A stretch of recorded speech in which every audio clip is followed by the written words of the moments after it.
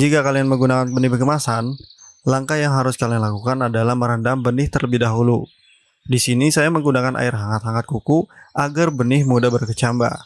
Dan saya sarankan untuk menggunakan air hangat ya. Kita rendam benih ini selama 1 hari 1 malam. Segitu juga sudah cukup, gak usah lama-lama. Setelah merendam benih, kalian boleh langsung membuat media semai. Atau besok juga boleh. Media semai yang saya gunakan adalah tanah dan kompos dengan perbandingan 1:1. Ini adalah tanah biasa, bukan tanah yang bagus. Sedangkan kompos yang saya gunakan adalah kompos Horti. Kalian bisa membuat kompos ini, silakan cek link yang ada di deskripsi untuk melihat cara pembuatannya. Atau kalian juga bisa membuat kompos Balakacida. Cara pembuatannya juga ada di deskripsi. Kita campur dan aduk rata media semai ini sampai benar-benar tercampur rata. Setelah tercampur rata, langsung saja pindahkan ke tray semai. Jadi caranya tuang semua media semainya ke atas tray semai. Setelah rata, langsung saja padatkan dengan tray semai yang lain seperti ini. Tanda-tanda secara perlahan sampai media semai coak. Atau bahasa Indonesianya coak itu apa sih? Kayak sedikit lubang gitu lah. Ya pokoknya berlubang seperti inilah. Silahkan komen ya kalau tahu apa itu coak. Nah setelah ini langsung saja masukkan benih yang kemarin direndam dengan air hangat ke tengah lubang semainya. Setelah semua benih sudah dipindahkan ke media semai, langkah berikutnya kita uruk dengan tanah biasa atau dengan kompos itu lebih baik. Kita aur-aurkan tipis-tipis seperti ini. Ya maaf ya dude, ada beberapa kalimat dari bahasa daerah, soalnya kagok. Setelah ini kita pindahkan ke tempat yang agak tinggi supaya gak diinjak-injak ayam atau kucing. Terakhir kita semprot dengan air. Di sini saya pakai air biasa. Kalau kalian mau tambah POC juga boleh kok. Wajib pakai semprotan ya. Soalnya kalau nggak pakai semprotan alias dikocor, media semai bakalan berantakan kemana-mana dan benihnya bakalan mencar. Nah, media semai ini wajib kalian jaga kelembapannya supaya benih dapat tumbuh dengan baik. Jangan sampai kekeringan. Kalau sampai kekeringan, benih gak bakalan tumbuh. Kalaupun tumbuh, maka pertumbuhannya jelek.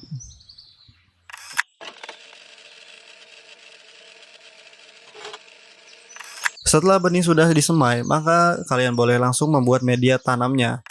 Kalau nggak mau buru-buru juga nggak apa-apa. Tapi saya sarankan agar segera membuat media tanam. Soalnya kalau media tanam sudah melalui proses pendiaman, maka media tanam bakalan lebih subur dan nutrisi yang ada pada media tanam siap diserap oleh tanaman. Apalagi kalau media tanam itu ada kohe.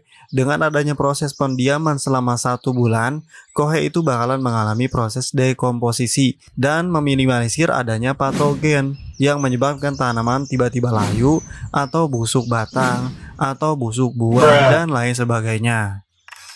Media tanam yang saya gunakan adalah tanah 2 bagian, sekam bakar 1 bagian, kohe kambing 1 bagian, dan humus daun bambu 1 bagian. Usahakan media tanam menggunakan kotoran hewan ya, karena ketika kita menanam dengan polybag, akar tanaman tidak akan bisa mencari nutrisi selain yang ada di dalam polybag. Apalagi polybag itu sering disiram, maka setiap air yang netes keluar dari polybag itu membawa serta nutrisi yang ada di polybag. Jadi kotoran hewan atau kompos adalah salah satu komponen yang paling penting dalam budidaya tanaman di polybag atau pot. Sekarang kita campur adukan semua media tanamnya. Kalau merasa berat, boleh setengah-setengah dulu.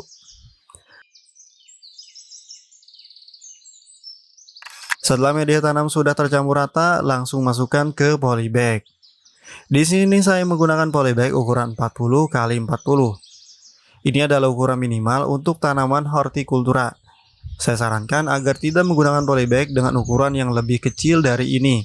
Karena pengalaman saya, ketika menggunakan polybag ukuran yang lebih kecil dari ini, ketika tanaman sudah besar, media tanam akan mudah kekeringan. Ketika hujan atau terkena angin, tanaman mudah jatuh dan pertumbuhan menjadi tidak maksimal.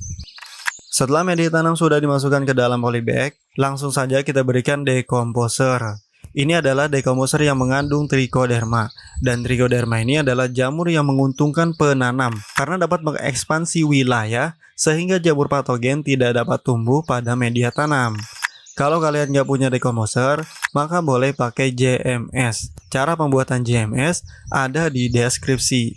7 hari sebelum pindah tanam, kita berikan campur dolomit kepada media tanamnya. Pemberian campur dolomit ini bertujuan agar pH media tanam tidak asam dan agar menambah unsur hara pada media tanam, sehingga nanti tanaman akan mudah beradaptasi dan akan cepat tumbuhnya.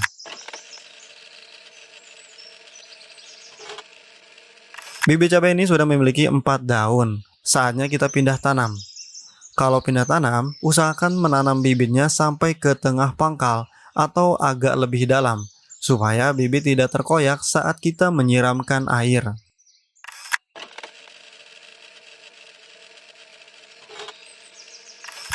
Di usia 7 hari setelah tanam, kita boleh langsung memberikan pupuk kocor.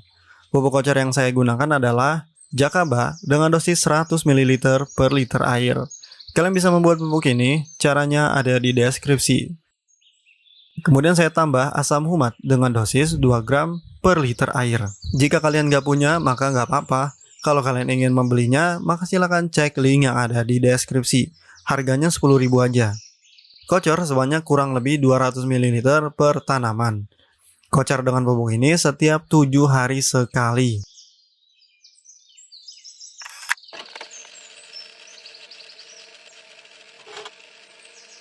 Di usia 15 hari setelah tanam, kita berikan pupuk dengan metode foliar. Pupuk yang saya gunakan adalah asam amino dengan dosis 5 ml per liter air. Asam amino ini bisa kalian bikin sendiri di rumah. Caranya ada di deskripsi. Dengan kita memberikan pupuk asam amino, stomata akan terbuka lebih lama dan proses metabolisme akan maksimal, sehingga tanaman akan subur dan daun tanaman akan lebar-lebar. Spray dengan asam amino ini setiap 7 hari sekali.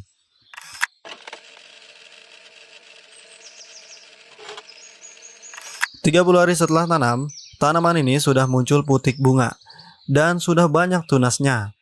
Saya pribadi lebih suka dirempel, maka saya akan lakukan perempelan tunas air dan daun tua. Setelah itu berikan pupuk khusus fase generatif. Di sini saya menggunakan MKP dengan dosis 5 gram per liter air. MKP ini adalah pupuk yang mengandung fosfor dan kalium yang sangat tinggi, sehingga sangat cocok untuk segala jenis tanaman pada fase generatif atau pembungaan sampai pembuahan. Kalian bisa ambil pupuk ini di link yang ada di deskripsi. Kemudian saya tambah asam humat dengan dosis 2 gram per liter air. Masih setia dengan asam humat, saya tetap menggunakan asam humat sebagai pendamping pupuk utama. Kalian bisa tambahkan pupuk organik lain seperti Jakaba, POC generatif, atau asam amino agar media tanam senantiasa subur. Cara pembuatan pupuknya ada di deskripsi. Kocor kepada masing-masing tanaman sekitar 200 ml. Kocor pupuk ini setiap 7 hari sekali. Di hari yang sama, saya memberikan pestisida agar tanaman tidak terserang hama. Pestisida yang saya gunakan adalah insektisida kimia berbahan aktif abamectin dengan dosis 1,5 ml per liter air. Kalian bebas menggunakan merek apa saja, yang penting bahan aktifnya abamectin. Cara yang lebih murah itu lebih baik. Kemudian saya tambah sabun cuci piring dengan dosis 3 ml per liter air. Sabun cuci piring ini berfungsi sebagai perekat pestisidanya, agar pestisida mudah menempel di daun dan tahan lama. Kalian bebas menggunakan merek apa saja, yang penting sabun cuci piring ya, sabun cair, bukan sabun colek, apalagi deterjen. Kemudian saya tambah asam amino dengan dosis 4 ml per liter air.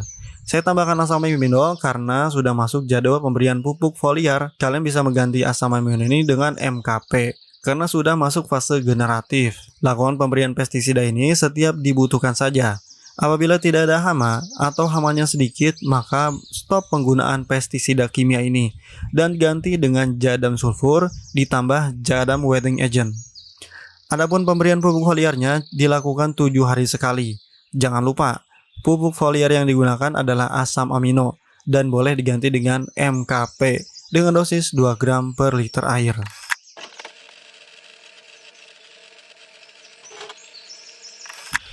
35 hari setelah tanam, sudah memasuki musim hujan. Saatnya memberikan pestisida sebagai langkah antisipasi terhadap serangan patogen. Di sini saya menggunakan jadam sulfur dengan dosis 5 ml per liter air, ditambah jadam wetting agent dengan dosis 5 ml per liter air. Jadam sulfur adalah pestisida yang ramah lingkungan yang bisa menjadi insektisida sekaligus fungisida, karena bahan utamanya adalah sulfur, dan sulfur dapat membunuh jamur. Adapun jadam wetting agent adalah perekat pestisida yang aman digunakan. Tanpa perekat ini, jadam sulfur tidak akan bekerja maksimal. Gunakan air hujan atau air yang memiliki tingkat TDS yang rendah agar pestisida dapat bekerja dengan maksimal. Kalian bisa membuat jadam sulfur ini, caranya ada di deskripsi. Lakukan penyemprotan pestisida ini setiap 7 hari sekali. Usahakan semprot secara tunggal tanpa tambahan pupuk.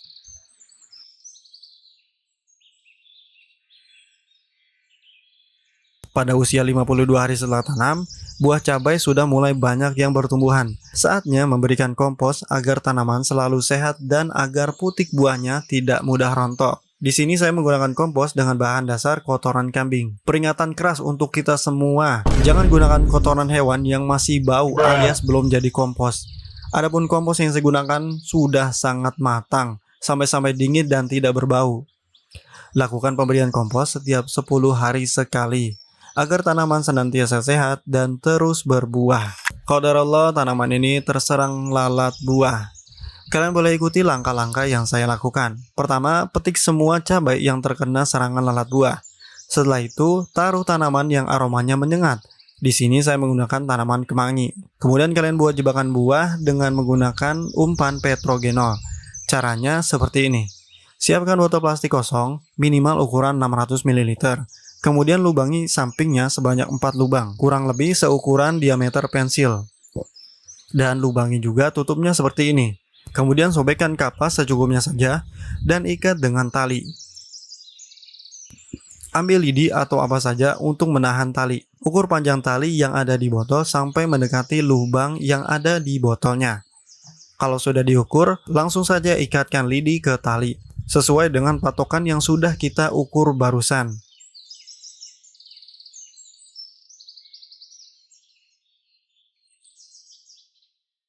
Kemudian celupkan kapas yang sudah diikat ke dalam cairan petrogenol. Jangan lupa juga isi botolnya dengan air secukupnya saja.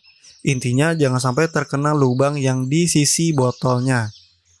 Kemudian tutup botolnya dan jadi deh. Sekarang kita bisa taruh jebakan ini di tempat yang cukup jauh dari tanaman kita. Seperti saya yang menanam di depan rumah. Kemudian jebakan ini saya pasang di belakang rumah. Tujuannya supaya lalat tidak dekat-dekat dengan tanaman kita. Gak butuh waktu lama, sudah banyak lalat yang terjebak. Baiklah, saya rasa sudah cukup, karena perawatan selanjutnya sama saja. Saya tampilkan kesimpulannya di layar ya. Oke, itu saja dari saya. Semoga bermanfaat bagi saya dan kalian semua. Selamat mencoba, selamat menanam. Barakallahu fikum.